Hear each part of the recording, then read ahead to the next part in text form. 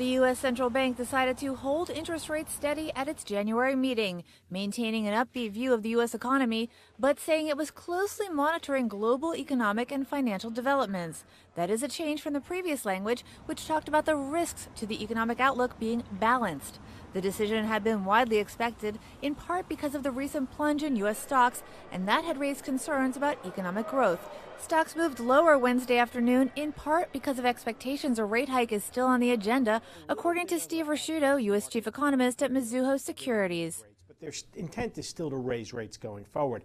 And I think from an equity market perspective, where companies have been facing difficult pricing power, difficult global economic conditions, difficult domestic economic conditions, having a Federal Reserve that's not your cheerleader is just not well received, and that's why we're having the response we're having from the markets. Fed policymakers did not give updated forecasts on when or by how much they would raise rates in the future. The statement did say they expected the labor market would continue to strengthen and the economy would expand even with, quote, gradual adjustments in the stance of monetary policy.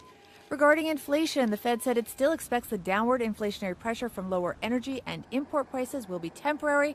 In December, the Fed raised rates by 1/4 point, which was taken as a sign policymakers believed the U.S. economy had recovered from the 2007 to 2009 financial crisis and was holding its own despite economic weakness in China, Japan, and Europe.